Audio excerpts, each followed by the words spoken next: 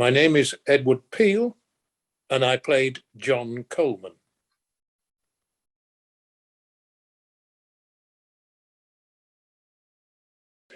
I think they'd been to see me in a play in the West End. I was doing an Inspector Calls for quite a while in the West End, and so the offer came straight through. And also, I think the previous actor was also in Inspector Calls. So maybe he pushed on my name, or maybe that was a tie-up, I don't know.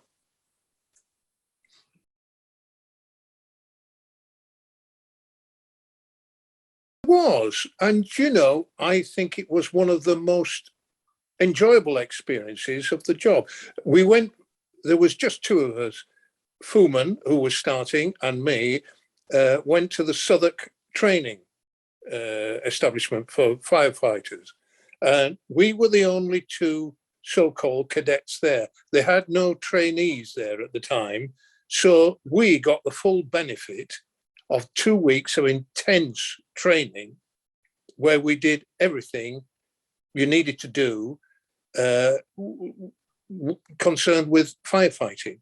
And I found that just brilliant. The only thing we didn't do was actually go out to where they had facilities to make fires and you had to work in the fires. But we did everything else. Like the end of the 2 weeks, we had to go into a cellar that they'd filled with smoke that was dark, and we had to search 2 rooms which were full of furniture, and they taught us how to search rooms without being able to see at all. So Fuman and I went into this cellar, worked our way through one room, into another room, discovered a body, which was sandbags really made up to look like a body, and we carried that body out, and they said that was great, you've got enough air to go back in. But I was absolutely dripping with sweat, but it was an amazing experience.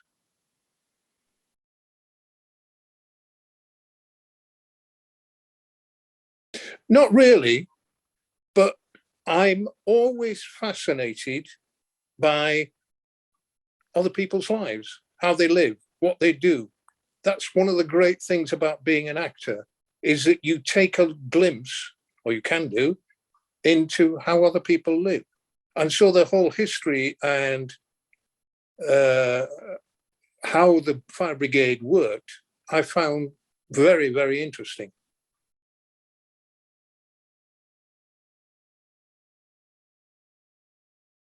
No, I found that it was quite distinctive, quite individual.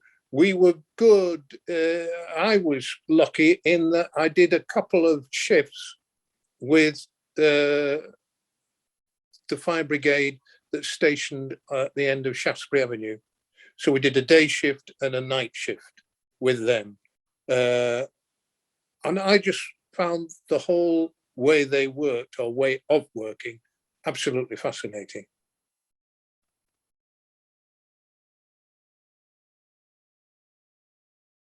I was fortunate in that I already knew Maggie. We'd worked together before, and indeed we've worked together since.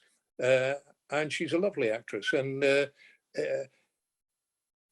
it was such an easy relationship, and you could just relax and discover what it was about the partnership that worked. And I know we went to one of the old ballrooms in East London, which didn't look much from the outside, but when you got inside, it was absolutely beautiful. And the whole set of people there who were being extras, but we learned to dance. I think it was the foxtrot we had to do, and yeah, what a great time. And she's a lovely, lovely actress.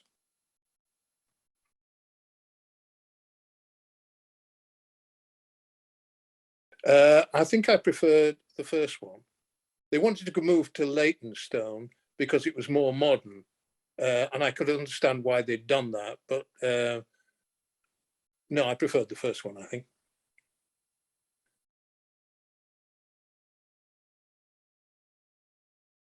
Certainly was.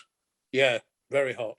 And I remember there was one episode where somebody was living on a boat and the boat sank, and a couple of lads had to get into the water with a breathing apparatus on, and I was quite envious of them because it was so blooming hot on top, and they were down in the nice cold water.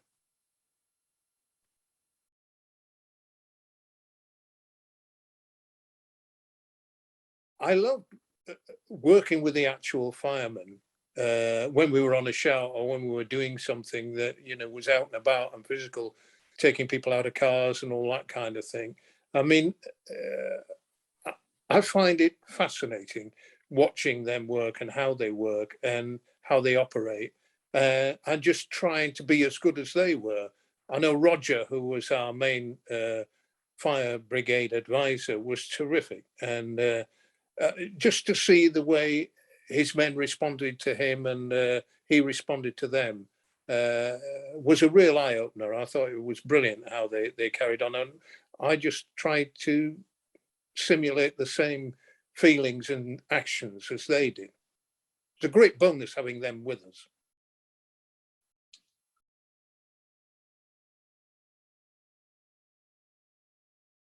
Uh, Glenn, well, they were all really welcoming, but I know I did share a caravan with Glenn, and yeah, no, he was very very welcoming, and we got on like a house on fire. And I mean, I take my hat off to them because they were. I mean, they did a long time in that series. I only did a year and a half, so I was a relative newcomer, and but no, I mean, it was a really good series to work on, and I think it meant to a lot of people, but because uh, it's about something real.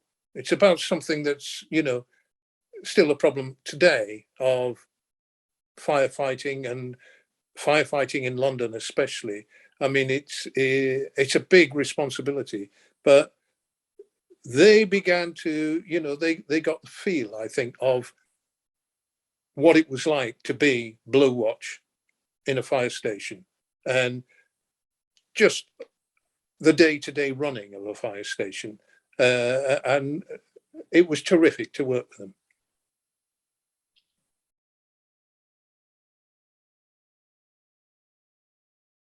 We had to have quite a number of T-shirts, but we only had one suit, and I know it was a new suit, a maroon suit that came in during the time, which was very good, very efficient, but was incredibly hot. Uh, and you don't realize, you think about, well, here's a firefighter going into a building or whatever, which is burning. And they've got to have protective gear on. But if you think they are hot before they even get into the building, uh, what it must be like for them when they're working, I'm sure they must. I wonder if they ever do get used to it. But it was incredibly hot. That's the overwhelming thing I can remember about those suits. Once you got them on, you were warm.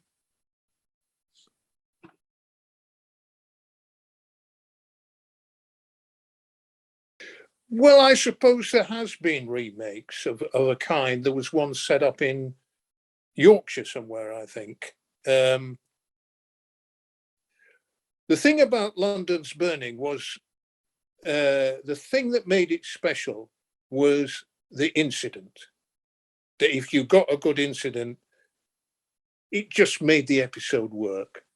And always at the end, the last episode of the series was a huge incident. Uh, and I take my hat off to the people who organized all that, because some of them were incredible, you know, but they cost. They cost a lot of money, but they were worth it. But that's what people expected, was the incidents were real and they felt real. And when you were in that situation, it felt like you were actually in an incident. So the reproduction of those incidents was fantastic, and that's what made London's Burning, I think.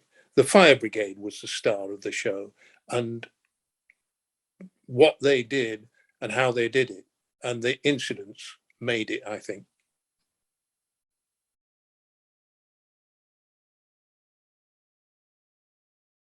I think I would have to say the favourite would have been when there was a big incident. So I would think the last episode of the series, when usually a huge incident occurs, and just how that was set up and how they produced that, always surprised me and always made me feel a bit in awe of the amount of work that was needed. But the reproduction of a major incident takes quite a bit of doing, and they were brilliant at it. I thought they were fantastic.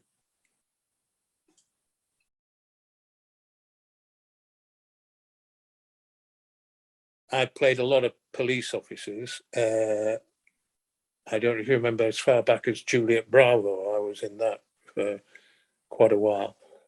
But I think I prefer the fire service, simply because of the incidents and what they do. They're a remarkable bunch of people. So the fire service.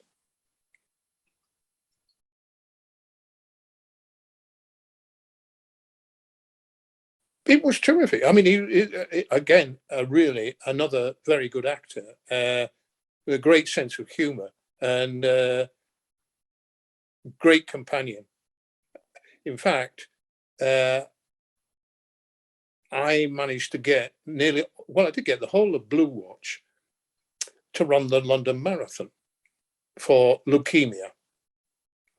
I was already running the London Marathon, but every job I did, I tried to get somebody in the cast to start running and to run the London Marathon for leukemia research. And over the years, I've done pretty well at doing that. But the biggest coup I got was Michael was a runner, and Blue Watch ran the London Marathon, which was a great coup for me and great for everyone else. And Michael was wonderful. I mean, and I think he still continues to run to this day. And we raised an awful lot of money for leukemia research.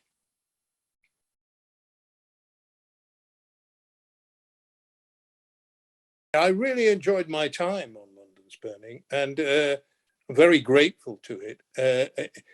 And I'm grateful to have worked with such a great bunch of people.